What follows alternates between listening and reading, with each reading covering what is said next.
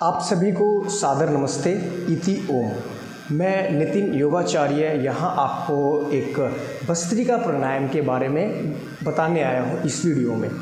तो सबसे पहले हम भस्त्रिका प्राणायाम प्राण जो हम लेते हैं, प्राण ऊर्जा, उसको प्राणायाम बोलते हैं। जब बच्चा होता है, उसका बर्थ होता है और अंत तक हमारे साथ प्राण ही रहता है, जो हमारे साथ एक ही चीज़ रहती है, जो जीवन का दूसरा आधार कहलाता है, उसको हम प्राणायाम बोलते हैं।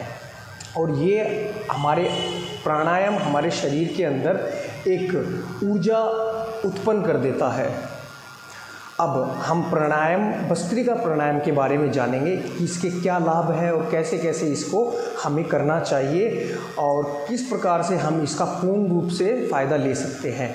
तो आइए हम सीखते हैं कि भस्त्रिका प्राणायाम की सही विधि किस प्रकार होता है। धोकनी, लुहार की धोकनी जो होती है, उसमें जब लुहार फूंक मारता है तो उस तरह से हमारे सांसों का आवागमन रहता है। ये इसका अर्थ है प्रकार से है। भस्त्रिका प्राणायाम 4 प्रकार से होते हैं। 4 प्रकार से हम इसको कर सकते हैं। इसके फ़ायदे अलग अलग चीज़ों में अलग अलग हैं। चलिए, तो अब मैं आपको बताता हूँ कि भस्त्रिका प्राणायाम 4 प्रकार से किस किस ढंग से हम इसको कर सकते हैं। सबसे पहले तो मेनली हम नॉर्मल डीप ब्रीदिंग करेंगे, deep excelling and deep inhaling. 2.5 second में सांस को लेना है, 2.5 सेकेंड में सांस को निकालना है अपने शरीर के अंदर से, और 1 मिनट में 12 बार हो जाएगा ये भस्त्रिका प्राणायाम। आपको सबसे पहले क्या करना है कि सुखासन में बैठना है, स्थिर सुखम आसनम। ये बताया गया है योग दर्शन के अंदर कि आपको जो भी कंफर्ट पोजीशन आपको लगे उस आसन में आपको बैठना है, और फिर उसके बाद आपको भस्त्रिका प्राणायाम करना है। बैठने की विधि आपको बता देते हैं। किसी भी सुखासन में बैठ के आपकी कमर बिल्कुल स्ट्रेट रहनी चाहिए, कमर टेढ़ी नहीं रहनी चाहिए। अगर टेढ़ी रहेगी, कमर ऐसे झुकी रहेगी, तो फिर कोई फ़ायदा नहीं रहेगा, क्योंकि डायफ्राम तक कंप्लीट सांस नहीं पहुंचेगा। पूरा का पूरा हमारा स्ट्रेट रहना चाहिए।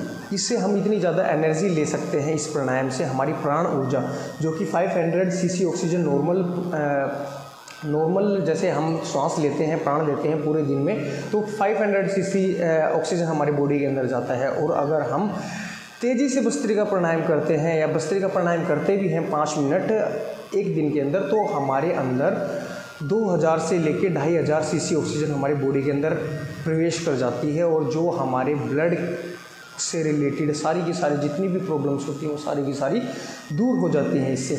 तो इसके बहुत सारे फ़ायदे हैं कि जब आप रूबरू होंगे तब आपको बताया जाएगा कि कैसे कैसे हम इससे फ़ायदा ले सकते हैं। चलिए, तो अभी भस्त्रिका प्राणायाम सीख लेते हैं। सबसे पहले हम भस्त्रिका प्राणायाम में क्या करेंगे, पहले श्वास लेंगे 2.5 सेकेंड के अंदर, फिर 2.5 सेकेंड के अंदर श्वास छोड़ेंगे। ये एक टाइप हो गया। दूसरा टाइप कैसा है, कौन सा है भस्त्रिका प्राणायाम का? दूसरा टाइप थोड़ा सा मध्यम गति से करेंगे हम। पूरा का पूरा डायफ्राम तक सांस जा रहा है। और जो जवान है, यंगस्टर हैं, वो इस प्राणायाम को तीव्र गति से, तेज गति से कर सकते हैं, जैसे कि मैं कर रहा हूँ।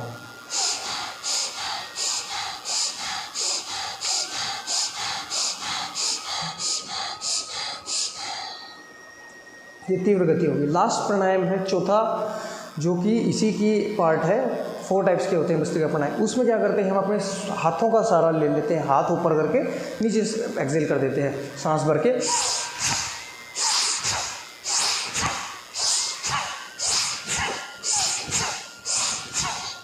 ये 4 टाइप के भस्त्रिका प्राणायाम है। देखिए, जिसके भी हृदय रोग है, ब्लड प्रेशर हाई है, उसको स्लो बिल्कुल धीरे धीरे करना है। ये प्रोसेस नॉर्मल जो पहला भस्त्रिका प्राणायाम बताया था उसको 2.5 सेकेंड में सांस लेना है, 2.5 सेकेंड में सांस को छोड़ना है। तो ये उनको करना है। और इससे हमारे क्या लाभ हो सकते हैं, हमारे जितने भी लंग्स से रिलेटेड प्रॉब्लम है वो सारी की सारी दूर हो जाती है। ब्रेन की सारी प्रॉब्लम्स दूर हो जाती हैं। ब्रेन से रिलेटेड कौन कौन सी प्रॉब्लम्स होती हैं, like MS, SLE, brain haemorrhage, migraine, ये सारी की सारी प्रॉब्लम।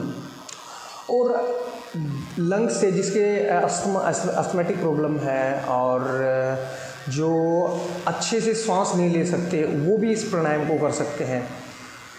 हम इस प्राणायाम को करते वक्त ये हमें ध्यान रखना है कि हम खाली पेट रहें। अगर खाली पेट रहेंगे तो उससे हमारे को बहुत ज़्यादा बेनिफिट मिलेगा।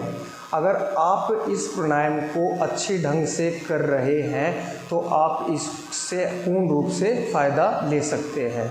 ये हमारा आज भस्त्रिका प्राणायाम की चर्चा की है मैंने, और आने वाली कुछ वीडियो में सारे प्राणायाम की चर्चा करेंगे।